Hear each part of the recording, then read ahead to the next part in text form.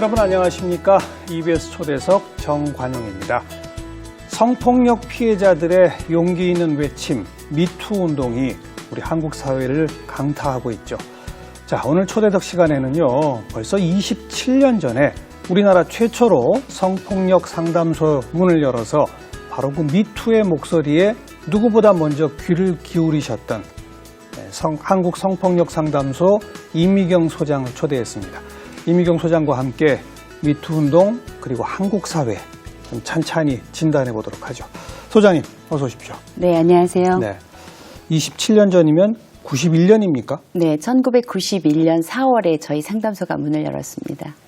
91년이면 우리 사회에 뭐 성폭력 그러면 강간밖에 안 떠오르던 그런 거 아닌가요? 네. 뭐 성희롱, 성추행 이런 개념조차 없었던 때 아닙니까? 네, 그런 개념이 없었어요. 그리고 그냥 그것 이런 정도로 그것. 네, 예. 예, 그런 행위 이렇게 불려졌었고요. 성폭력 상담소라고 저희가 문을 열겠다고 했더니 많은 분들이 우려를 하셨어요. 뭐라고요? 어떻게 그렇게 무시무시한 이름으로 네. 상담소 문을 열려고 하느냐. 누가 너희한테 상담을 하겠느냐. 누가 NGO 단체인 상담소에 돈을 내려고 하겠느냐. 뭔가 좀 여성 피해 상담소 이렇게 하지 그러느냐. 애매한 표현으로. 네, 네. 아. 근데 저희는 이제 우리 한국 사회도 이런 문제를 전면적으로 대응을 해야 되고, 그리고 피해자분들께 특히 성폭력 상담소라는 이름의 이런 기관이 있어야지 직접 바로 저희 이런 단체에 도움을 요청하실 수 있다라고 하는 생각에 예. 한국 성폭력 상담소로 문을 열었었죠. 아, 그 당시는 그러니까 성폭력이라는 단어조차 사용하기를 모두가 꺼렸던 네, 그런 네. 시점이지 않습니까? 네. 오늘 이미경 선생님 제가 초대하고 사실 제일 먼저 궁금했던 게 27년 전부터 어찌 보면 좀 선각자적으로 우리 사회에 그런 문제 제기를 하신 분인데 요사이 벌어지는 한국 사회 전체를 강타하고 있는 미투 운동을 보시면서 기쁜 마음이 드세요? 아니면 슬픈 마음이 드세요? 여러 마음이 있는데요. 무엇보다도 저는 요즘은 거의 혁명 같습니다. 네. 저희가 지난 27년여 동안에 사회를 향해서 성폭력은 피해자의 잘못이 아닙니다. 그리고 수치심은 가해자의 몫입니다라고 계속 말을 해왔는데, 그리고 저희 상담소만 해도 지금 8만 2천여 회 상담을 하고 있거든요. 예. 그렇게 많은 분들이 당신의 피해에 대해서 이야기를 했음에도 불구하고 우리 사회는 그렇게 귀 기울이지 않았던 것 같아요. 그렇죠. 그런데 이번에 미투 운동에는 정말 사람들이 귀를 기울이고 또 가슴을 열고 피해자들의 목소리를 듣는다라고 하는 점은 저는 정말 혁명이고 엄청난 변화이고 기쁨이고 그렇습니다.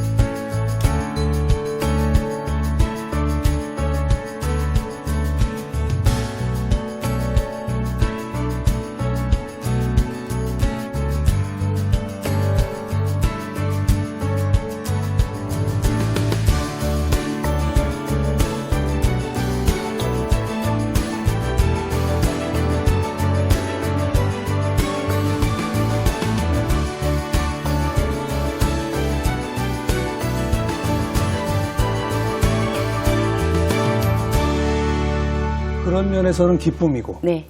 그러면서 또 우리 사회가 여전히 이렇구나라는 건 또 슬픔이고. 슬픔이라기보다 안타까움이죠. 왜 이렇게 수많은 분들이 이렇게 계속적으로 말을 하고 있음에도 불구하고 예. 변화가 더딜까? 물론 그동안의 법과 제도는 정말 많이 변화했습니다.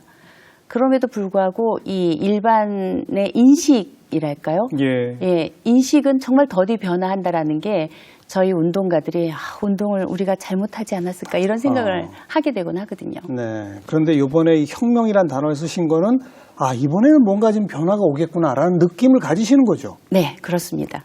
그 점에서는 긍정적 기능을 우선 찾아볼 수 있을 것 같고요. 네. 옛날 얘기로 돌아가서 남들이 그렇게 이름조차 붙이는 걸 걱정했던 그 상담소 왜 열어야겠다고 생각하시기도 했어요? 그 당시에 저희가 대학원에서 여성학을 공부했습니다. 여성학이라고 하는 것은 남녀가 평등해야 하고 누구도 인권을 침해받아서는 안 된다라고 하는 그런 학문이죠. 예, 그렇죠. 예. 그런데 이제 저희가 대학원을 졸업하고 여성학 강의를 하다가 우리가 배운 여성학을 실천해보자. 물론 강의도 굉장히 좋은 실천이지만 예. 직접적으로 피해자분들을 만나고 그분들에게 어떤 지원을 하고 또 뿐만 아니라 이러한 성폭력이 가능하게 하는 우리 한국의 가부장제 사회를 바꿔가는 그렇죠. 예, 이런 연구도 하고 교육도 하고 홍보하는 이런 전반적인 성폭력에 관련한 활동을 하는 단체를 만들자. 예. 라고 해서 당시 58명이 뜻을 모아서 10만 원씩인가 냈었어요. 네, 그래서 네. 500만 원 그 전세, 그러니까 보증금 내고 나머지 월세로 해서 7.5평 오피스텔에서 저희가 시작을 했었거든요. 네. 그런데 저희가 그때 우리 상담소에 누가 전화를 할까? 그러니까요. 예, 이런 약간의 좀 두근거림이 있었죠. 저도 그거 여쭤보려고 했어요. 네, 우리한테 누가 전화를 꼭 좀 해주시면 좋겠다. 오든가요? 그런데 저희도 너무 놀랐습니다. 제가 받은 상담에 처음으로 기억되는 게 30년 전에 피해를 입었다라고 펑펑 우시던 할머님이 계셨어요. 예, 그분은 30년 전에 이제 남편을 먼저 여의고 두 아들을 키우고 청소 일을 하셨던 분이셨는데 그 피해를 입으셨는데 내가 이 피해를 이야기를 하면 직장도 얻을 수 없을 것이고 내 아이들을 어떻게 키우고 아이들한테 뭐라고 말하냐. 그래서 30년 동안을 가슴에 담아두셨대요. 그런데 상담소가 문을 연다는 뉴스를 접하고 그냥 무작정 전화를 했다. 그러시면서 이렇게 말하는 것만으로도 30년 묵은 내 체증이 다 내려간 것 같다. 그렇죠. 라고 그 우셨던 그 장면을 제가 잊을 수가 없습니다. 이만큼 이 성폭력 피해라고 하는 것은 많은 그 피해자분에게 사실 주변에서 적절하게 어떤 바로바로 조처가 되지 않고서는 이렇게 오랫동안 더 힘들게 할 수 있다는 것을 그때 저희가 느꼈었죠. 그 91년 문 열자마자부터 그렇게 생각보다도 많은 연락들이 오더라. 네. 그러면 우선 그렇게 상담해서 들어주는 것만으로도 도움이 줄 것이고 그 다음에는 뭐 예를 들면 법률적으로 대처할 방법이라든지 뭐라든지 그런 지원도 도와주시고 그렇게 하나요? 어떻게 됩니까? 네, 그렇죠. 일단은 저희가 이제 피해자분들이 상담을 하시면은요, 주로 이제 전화로 먼저 하시는데 저희들의 가장 큰 일은 공감하고 지지하는 거죠. 들어주면서. 네, 당신의 잘못이 아닙니다. 라고 하고 그다음에 이제 그분이 필요로 하시는 일단 심리적 지원과 함께 만약에 법적으로 당신이 뭘 해보시겠다라고 하면 변호사분들하고 연계해서 이제 그 고소하는 과정 그리고 전체적으로 수사 재판 과정에 저희가 동석을 한다든가 해서 이제 구체적인 지원을 하고요. 또 의료적인 지원이 필요하신 분은 또 뭐 필요한 뭐 산부인과나 정신과나 또는 심리 전문 상담실이나 이런 데 연계를 하고 이렇게 전체 저희가 이제 통합적인 지원 시스템이라고 하는데 이것과 함께 또 쉼터가 필요하신 분도 계십니다. 그렇죠. 도망쳐 나와야 될 분들. 네, 특히 너무 참 집 안에서 친족 간에. 네, 친족 간에 일어나는 그런 성폭력 피해에서는 사실은 그 가해자가 집을 나가야 되는데요. 그 가해자는 집안의 가장이고 그래서 너무 안타깝게도 피해자가 집을 나오는 경우가 많습니다. 네, 네. 저희 쉼터에 지금 10명의 생활인이 살고 계시는데요. 대부분이 친족 성폭력 피해들이고 중고등학교 다니기도 하고 그렇습니다. 네. 그래서 이제 그런 분들한테는 쉼터도 지원을 하고 쉼터 지원하면서 또한 법률적으로 네, 지원하고. 네. 그리고 이제 중요한 사건들에 대해서는 저희가 공동대책위원회를 꾸려서 이제 전반적인 지원을 하기도 하죠. 전국적으로 지금 많이 있죠? 네, 지금 전국에 170여 개 성폭력 상담소들이 있고요. 야, 170여 개? 네, 그때 91년에 한 곳 생겼었는데 예. 이제 많이 생겨서 지역에 사시는 분들도 바로 가까이에 가서 상담도 하시고 지원도 받으실 수 있는 그런 시스템은 많이 마련이 된 것 같습니다. 지금도 그 전국 170여 곳 상담소가 아주 바쁠 만큼 연락이 많이 옵니까? 그건 사실 안 좋은 현상인데. 예. 지금 1년이면 한 10만 건 정도 와. 전국의 상담소에 상담이 들어오고 있습니다. 그래요. 네. 그런데 이제 고소하시는 분들, 물론 그분 중에 다 고소한다고 볼 수가 없고요. 예, 예. 그런데 경찰에 신고되는 고소 건수는 연간 한 3만여 건 되고 있어요. 예.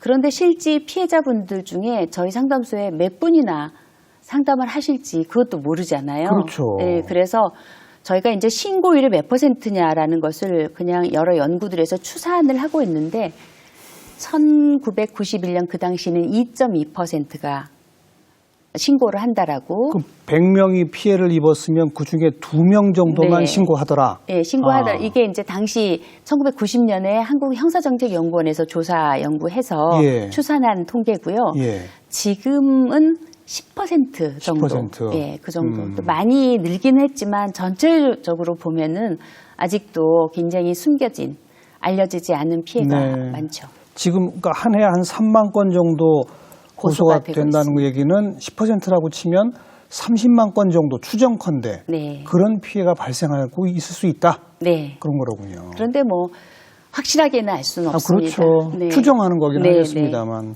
지금 언급하신 것처럼 그렇게 과거에는 2%, 지금은 그나마 좀 늘어난 게 한 10% 정도인 그런 상태인데 그것도 본인의 얼굴을 드러내거나 이런 것이 아닌 상태로 경찰을 찾거나 이렇게 하는 거지 않습니까? 네, 네. 요즘 우리가 몇 달 전 서지현 검사가 본인의 얼굴을 직접 TV 화면 앞에 내놓고 고발하면서 미투 현상이 우리 사회를 강타하지 않았습니까? 네, 네. 그것의 본질은 뭡니까? 서지현 검사께서도 8년 전에 사건이었잖아요. 그렇습니다. 그래서 사실 우리 사회에서 검사가 갖는 지위, 그런 역할을 봤을 때 왜 검사가 그 8년 동안이나 그것을 말하지 못했는가라고 하는 점에서 많은 분들이 성폭력이라고 하는 것이 정말 그렇게 말하기 어려운 그런 구조 안에 있구나라는 것을 체감하신 것 같아요. 네. 그리고 이 문제가 8년이 지났다고 해서 자연스럽게 소멸되는 게 아니구나라고 하는 것도 같이 이제 인식을 하는 계기가 됐던 것 같고요. 그래서 저는 서지현 검사님이 그때 나와서 그렇게 이야기하실 때 정말 두 가지의 그 느낌이 들었는데요. 네. 하나는 좀 안타까움이었어요. 정말 그 세월 동안에 얼마나 힘드셨을까. 그리고 지금 저렇게 당신의 얼굴을 내고 나와서 이야기를 하기까지 예. 얼마나 많은 고민을 하셨을까. 그런데 이제 그분이 말씀하신 것 중에 다른 피해자분들에게 말하고 싶다. 이건 당신의 잘못이 아니다. 라고 정말 저는 그때 감동이었어요. 네. 그런 이야기를 어쨌든 성폭력 피해자의 한 분으로서 그리고 그것에 대해서 실제로 형사사법 체계에서 검사로서 그 일을 다루고 계시는 분이잖아요. 그렇죠. 그런데 그분이 방송에 나와서 이거는 피해자 당신들의 잘못이 아닙니다라고 이야기를 했을 때 그동안 말하지 못했던 수많은 피해자분들이 나도 말할 수 있겠다. 나도 네. 말해야겠다. 네. 라고 하는 굉장히 큰 흐름을 만들어주신 분이죠. 네. 그래서 저는 너무 감사하기도 하고 그랬습니다. 어찌 보면 최고의 권력을 가진 사람인데, 네, 검사인데 네. 그렇게 권력을 가진 사람조차도 피해자가 될 수 있다. 그리고 그런 권력을 갖고서도 자신의 그 피해를 그 해당 시점에 바로 처리할 수 없었다. 그렇죠.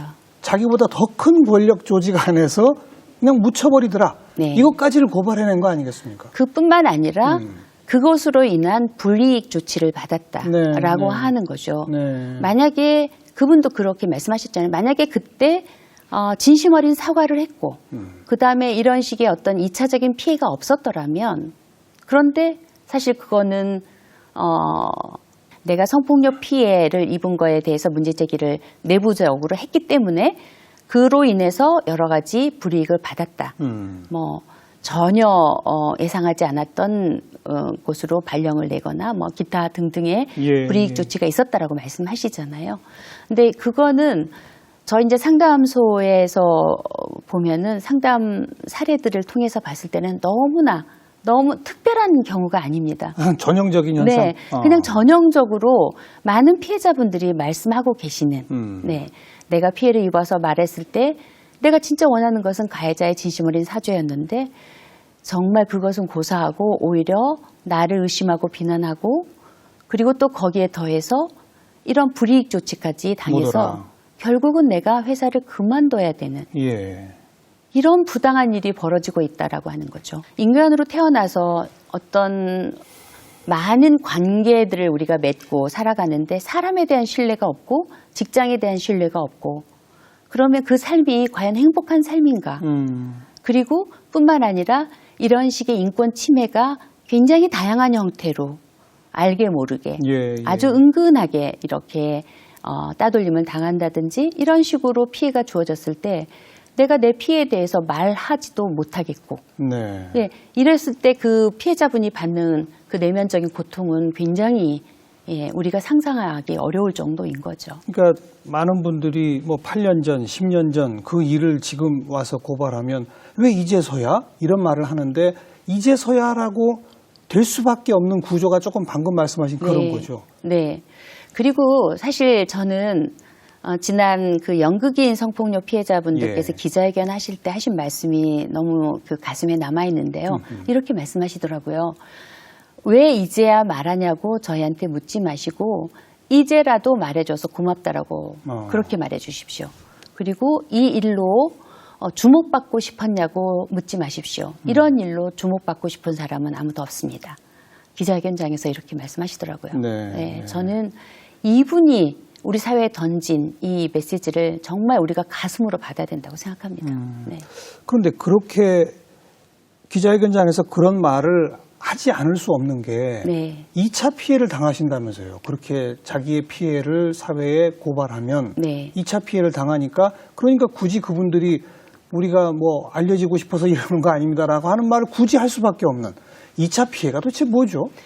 네, 이제 2차 피해는 사실 이제 처음 성폭력이나, 그러니까 이제 강간이나 강제추행이나 아니면 언어적 성희롱 등의 이런 피해를 저희가 1차적인 피해라고 한다면, 그렇죠. 우리가 성폭력에 대해서 잘못 갖고 있는 통념으로 인해서 주변인이나 또는 형사사법 절차에서 담당자인 형사나 검사나 재판부로부터 받는, 혹시 당신이 유발하지 않았습니까? 왜 도망치지 않았고 왜 지금까지 뭐 피해자라는데 그렇게 뭐 말하지도 않았습니까? 이런 식으로 오히려 피해자를 비난하고 의심하는 그런 말들, 그리고 그러한 여러 가지 조치들이 피해자로 하여금 성폭력 1차 피해보다 훨씬 더한 2차적인 피해를 겪는다. 네. 너무 그것이 고통스럽다라고 호소하시게 만드는 거죠. 그게 바로 이제 2차 피해라고 저희가 이야기하고 있죠. 뭐 조금 좀 적나라한 표현을 써서 네. 동의한 거 아니냐, 꽃뱀 아니냐, 뭐 이런 식의 의문, 의심 이런 거 말이죠. 네. 아직도 우리 사회에 정말 굳건히 뿌리 내리고 있는 게 바로 그런 잘못된 성폭력에 대한 통념인 것 같아요. 그러니까 성폭력 피해를 입었다라고 하면 우리가 사실 가해자에게 왜 당신은 그런 일을 했습니까? 라고 질문해야 되는 거잖아요. 예. 그런데 대부분 네가 무슨 옷을 입고 갔었니? 왜 그 늦은 시간에 거기를 갔었니? 그리고 피해를 입었다면 당장에 경찰서로 갔었어야지. 이런 식으로 피해자를 비난하거든요. 그런데 피해자들은 우리가 알고 있는 것처럼 어느 날 골목길에서 뛰쳐나와서 누군가가 가해를 하는 게 아니라 대부분 저희 상담 통계 보면 80%가 아는 사람에 의한 피해예요. 그렇죠. 그러니까 관계들이 있잖아요. 예. 뭐 교수님이나 아니면 친척이나 누구든 나와 친밀한 관계에 있었던 사람들이 나에게 그런 행동을 했을 때 즉각적으로 내가 안 돼요, 싫어요 라고 이야기를 하면 이 관계가 얼마나, 그 사람은 얼마나 무한해지고 이 관계에는 내가 만약에 이거를 누가 나를 이렇게 성폭력했어요 라고 했을 때 이 모든 관계들은 다 어그러지고 그리고 또 이 피해자는 이제 사회적으로 학습이 되어진 거죠. 아, 피해자가 저렇게 나와서 이야기를 하면 그리고 고소를 하면 오히려 수사 재판 과정에서 저런 2차 피해를 받는구나. 그래서 그 고소하신 분이 방송에 나와서 나는 정말 도시락 싸들고 다니면서 고소하시는 거 막고 싶습니다. 이런 그런 거 이야기를 하죠. 하신다고요. 예. 그러면 아, 나는 이거를 말하지 않아야 되겠다. 라고 그냥 이게 학습이 되어지는 거죠. 그래서 가해자들은 그야말로 내가 어떤 일을 하더라도 나는 범죄자로 처벌받지 않는구나. 그래서 또 다음 범죄가 이어지고 네. 이게 악순환이 되는 거죠. 네. 저는 그 얼마 전에 몇 년 전에 있었던 그 섬에서의 여교사를 예. 지역 주민들이 성폭력한 사건이 있잖아요. 3명 아주 중형에 처해졌죠. 네. 예. 근데 그 3명이 그 아주 단단한 믿음이 있었던 거죠. 우리가 이렇게 성폭력을 하면 저 교사는 누구에게도 말하지 않을 거야. 라고 하는 그런 믿음 하에서 서로 짜고서 사실 그런 일을 한 거잖아요. 그런데 그분도 얼마나 용기 있게 바로 네. 예, 고소를 해서 다행히 이 건이 알려지고 가해자가 처벌받게 됐던 거죠. 만약에 그렇게 하지 않았더라면 정말 상상하기도 그렇죠. 싫은 상황이. 예. 근데 실제로 말씀하신 것처럼 가해자들은 사건이 불거지면 거의 또 이구동성으로 합의에 의한 관계였다고 생각한다. 이렇게 주장한단 말이에요. 네. 그건 뭐라고 봐야 됩니까? 정말 저는 가해자분들이 어디서 다 무슨 학교에 갔다 오신 것 같아요. 다 똑같은 반응이세요. 처음에는 나는 절대 하지 않았다. 이렇게 하세요. 그러다가 뭔가 증거가 나오고 하면은 하긴 했지만 그것은 동의에 의한 것이었지 절대 내가 강제로 한 건 아니다. 이렇게 하거든요. 그런 가해자들은 대부분 진짜로 그렇게 믿고 있는 분도 계세요. 진짜 서로 좋아서 한 거다라고 믿고 있어. 자기가 그렇게 믿고 싶으니까 아마 그런 믿음이 생기는 것 같아요. 그런데 피해자 말씀을 들어보면 전혀 그렇지 않거든요. 네, 이번에 이제